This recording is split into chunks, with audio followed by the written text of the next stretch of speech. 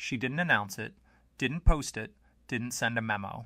A senior grocery buyer, 14 years sourcing products for one of the largest retail chains in the country, sat across from me at a corner table and said, quietly, by mid-2026, 7 everyday foods are going to look very different on store shelves. Not gone, just controlled. And then she said the part I keep coming back to. She said, the price tags are the last thing that changes. Everything else shifts first, and most shoppers won't notice until it's too late to do anything about it. Everything else shifts first. That sentence. That's this entire video. Let me tell you exactly how this conversation happened. Because I want you to understand it wasn't dramatic. There was no cloak and dagger, no leak, no scandal. I was doing research for a piece on grocery inflation, reached out to half a dozen people in retail supply chains. Most gave me corporate non-answers. She actually talked. We met at a diner. She ordered coffee. And for about 45 minutes, she walked me through what she's watching right now from inside the industry, the numbers, the patterns, the quiet decisions being made in boardrooms that haven't made it to headlines yet. She wasn't panicking. That's the thing I noticed most. People who actually understand supply chains don't panic. They prepare, early, quietly, before the shelf tags change. What she described is why I'm making this video today. But before I give you the 7 foods, I need you to understand something that most people fundamentally get wrong about grocery stores. People think stores respond to shortages. They don't. By the time a shortage is visible to a shopper, the store has already been managing it for 6 to 8 weeks. Retailers don't react to supply problems, they anticipate them. They have forecasting models, distribution data, and supplier contracts that give them a window into what's coming that the average consumer simply doesn't have. She explained it like this. She said, when you see a limit sign, that decision was made 4 to 6 weeks ago in a procurement meeting you were never invited to. The limit isn't the warning. The limit is the confirmation. The limit isn't the warning. The limit is the confirmation. Which means by the time you see the sign, the window for smart, calm, affordable preparation has already been closing for weeks. So let's talk about what's closing right now. 7 foods. I'll give you the one that shocked me most at number 5. Not because of what it is, because of how ordinary it is. Food 1. Eggs. I want to tell you about my cousin Renee. Not a prepper. Not someone who spends a lot of time thinking about grocery strategy. She's a nurse. 3 kids. Perpetually busy. Last November, she called me frustrated because her usual store was completely out of eggs, again, for the 3rd week in a row. She'd adapted. She was buying 1 carton at a time from 3 different stores on her way home from shifts. 12 eggs here, 6 eggs there, running the math in her head at 10 p.m. after a 12-hour day. This is insane, she told me. I just want to make my kids breakfast. Here's what Renee didn't know, and what most shoppers still don't fully understand. The egg supply in America has been structurally fragile since the avian flu outbreaks began cycling through commercial flocks. We are not dealing with one outbreak, we are dealing with a recurring pattern. And each cycle, the recovery window gets shorter while the demand window stays constant. The buyer I spoke to flagged eggs immediately. She said store brands and budget egg lines are being prioritized for rationing because they drive the most foot traffic. If those go, basket size drops across the entire store. So retailers are protecting that category harder than almost any other. Limits already in place at multiple chains, 2 cartons per customer. Some locations, 1. Here's what that actually means for your household. A family of 4 going through 2 cartons a week hits that limit in a single shopping trip. 1 trip. 1 week of eggs. That's your entire allowance. Your move right now, while things are still relatively calm. Backfill with egg alternatives that store long term. Powdered whole eggs. Freeze-dried scrambled egg mix. These aren't survival food, they're backup protein that sits on your shelf quietly until you need it. A 6-month supply of powdered eggs for a family of 4 runs about $60 to $80. Renee is now stocked. She hasn't thought about the egg aisle in 4 months. That's what this actually looks like. Food 2. butter and dairy fats. This one almost didn't make it onto the buyer's list. And then she said something that reframed the entire category for me. She said, people think of butter as a condiment. The industry thinks of butter as a commodity. And right now, that commodity is under quiet, sustained pressure from three directions at once. Three directions. First, feed costs. Dairy cattle require grain-based feed. Grain prices have been elevated and volatile since 2022. When feed costs rise, dairy farmers reduce herd sizes. Smaller herds produce less milk. Less milk means tighter cream supply. Tighter cream supply means less butter at higher prices. Second, export competition. American butter is increasingly being purchased by overseas buyers, particularly in Southeast Asia and the Middle East, where rising middle classes are adopting Western dietary patterns. Demand is pulling supply outward, while domestic demand stays flat. Third, and this is the one she emphasized, the specialty butter and cultured fat market has exploded. European-style butter, grass-fed butter, cultured butter, these have pulled production capacity away from commodity butter, creating a quiet squeeze in the mid-range grocery category most families actually shop. Prices are already up 21% year over year. Limits are being quietly tested at club stores, Costco and Sam's Club, on bulk butter purchases. 2 to 4 pounds per member per visit at several locations. Here's your practical action. Canned butter, brands like Red Feather or Bega, stores up to 2 years unopened. Ghee stores even longer. 3 to 6 months of cooking fat for a family of 4 runs $50 to $70. And unlike fresh butter, it doesn't sit in your fridge quietly approaching. Food 3. Canned vegetables and tomato products. Here's a number that stopped me cold when she said it.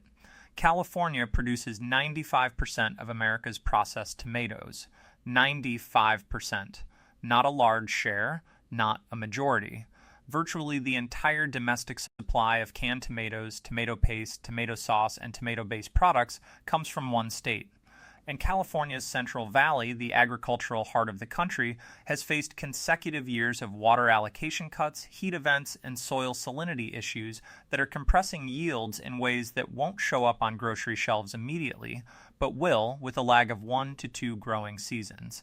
She told me purchase limits on canned tomatoes are already being piloted at regional chains in the Southwest. 4 cans per customer, and she expects that to go national by Q3. But here's the part most people miss entirely. It's not just tomatoes. The entire canned vegetable category is under pressure because the same input costs, aluminum, fuel, labor, that affect one canned product affect all of them. The can itself has become expensive, which means manufacturers are quietly reducing SKUs, discontinuing slow-moving lines, and consolidating production around their highest margin items. The result is that the shelf looks full. But it's full of fewer things than it was 2 years ago. Your target, 48 to 60 cans of mixed vegetables and tomato products. Diced tomatoes, crushed tomatoes, tomato paste, corn, green beans, peas, mixed vegetables, spread across stores, spread across weeks. Budget, $55 to $75. That's 6 months of vegetable coverage for the average family. On sale days, you can do it for less food for. Cooking staples. Flour and sugar. I want to tell you about what happened to my neighbor's bakery during the last inflationary spike. Small operation. 15 years in the same spot.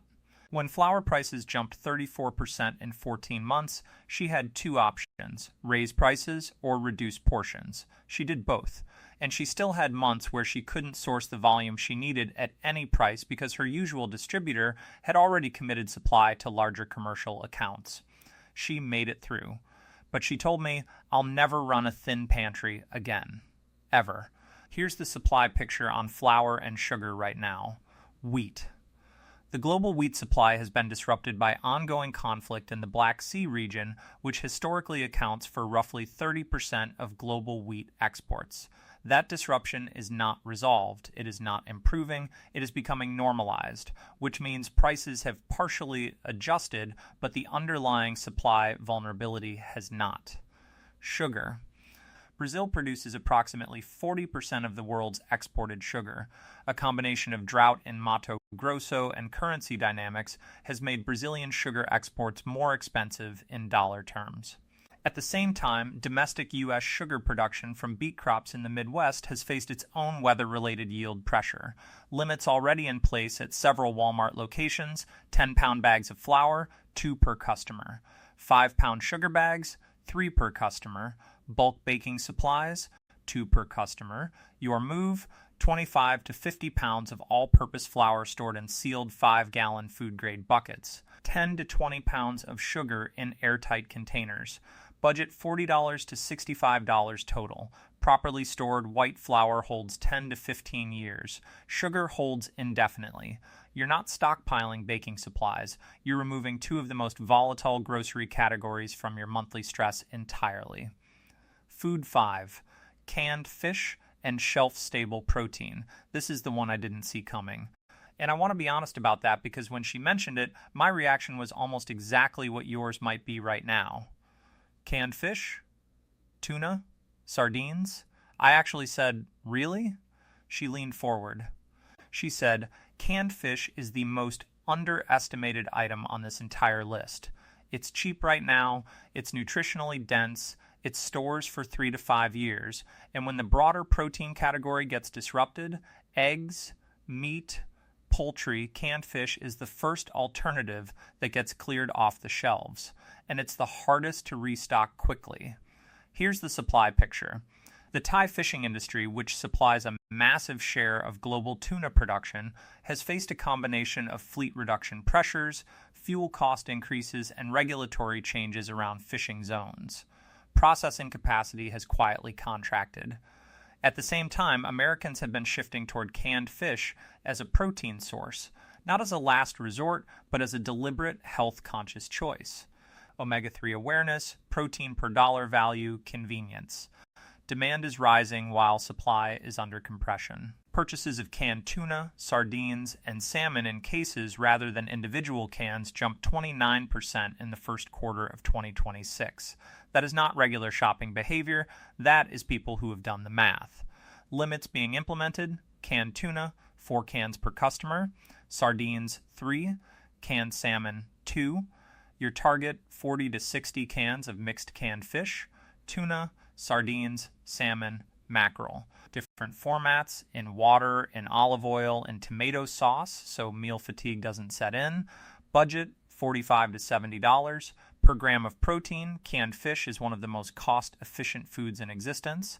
And 3 to 5 years of shelf life means there is genuinely no downside scenario to having it. Food 6. Coffee and tea. I need to stay with you for a moment here because I know how this one sounds. Coffee is a luxury. Tea is a luxury. In a real disruption, these are the first things to cut, right? Wrong. And the reason why tells you something important about how humans actually function under stress. She put it to me plainly.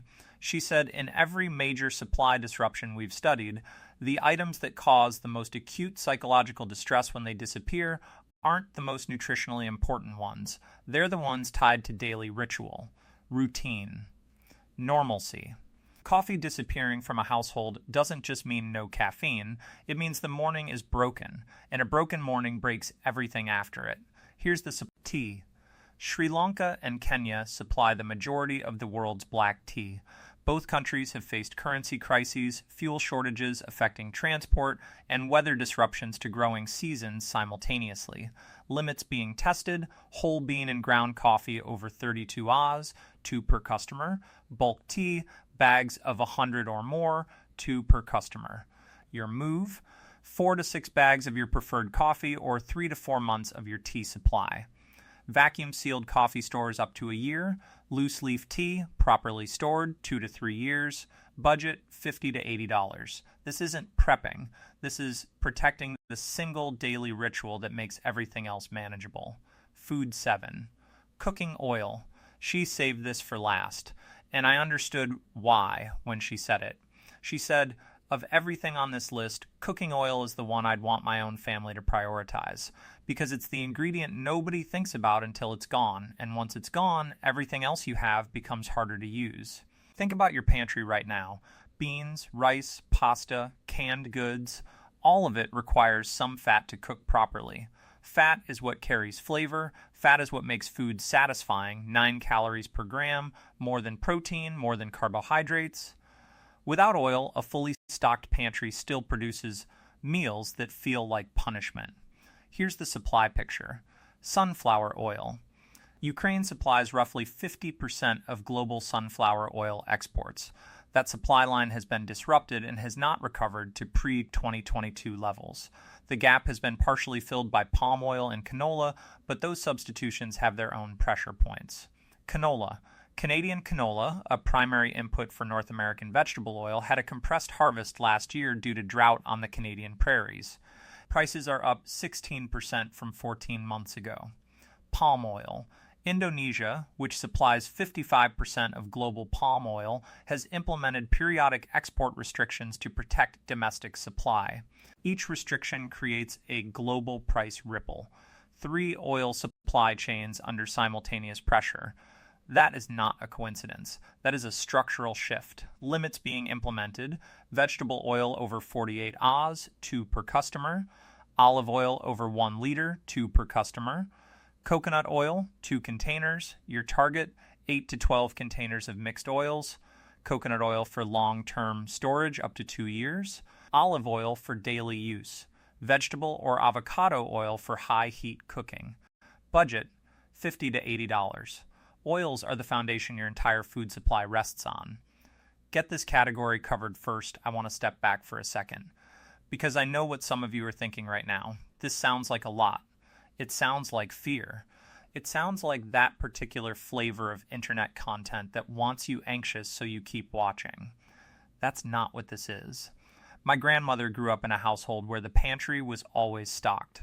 Not because something bad was happening, because something bad might. She'd lived through enough uncertainty to understand that a full pantry isn't fear, it's the opposite of fear. It's the thing that lets you stay calm when everyone else is scrambling. The people who do well during disruptions aren't the ones who reacted fastest. They're the ones who never had to react at all, because they were already ready. That's what this is about. Here's exactly what to do.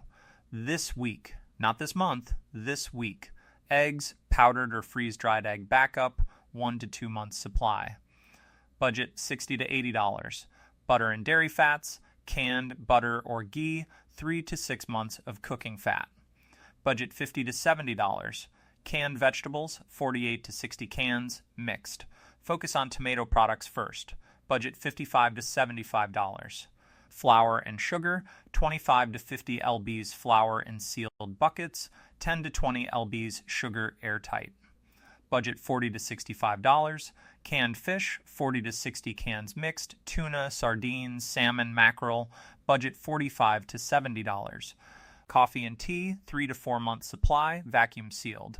Budget $50 to $80. Cooking oil, 8 to 12 containers mixed. Coconut oil first. Budget $50 to $80. Total, $350 to $520 for a family of 4. 3 months of coverage across 7 critical categories. That's $120 to $175 per month, spread across a few weeks of calm, deliberate shopping. Most families spend more than that without a second thought on things that leave nothing behind. This leaves something behind. Where to shop? Go online first for bulk items. Amazon, Thrive Market, Azure Standard. No limits yet on digital orders, but that window typically closes 2 to 3 weeks after in-store limits spread. For everything else, rotate stores across the week. Monday at Walmart. Wednesday at Costco. Friday at Kroger. Limits are per transaction, not per person, not per week. Use that, hit multiple stores, hit them calmly, and be done before the signs go up. Before you go, one question. Of these 7, which one caught you off guard? Drop it in the comments. I read every one, and I mean that. Your answers genuinely shape what I cover next. Because here's the truth I keep landing on. The people who come through difficult moments without panic aren't lucky. They're not wealthy. They're not extreme. They're just the people who were paying attention a few weeks before everyone else started paying attention. You're here. You're paying attention. You're already ahead. Subscribe and hit the bell. Next week, I'm covering the specific store brands that are being quietly discontinued before summer and the generic replacements that are actually better quality. That one is going to surprise you. Stay calm, stay prepared. I'll see you in the next one. Quick recap: 7 everyday foods facing limits and price pressure in 2026. Eggs, butter and dairy fats, canned vegetables and tomato products, flour and sugar, canned fish, coffee and tea, cooking oil. Total investment under $520 for 3 months. Buy this week. Go online first for bulk. Rotate stores. Get ahead of the signs.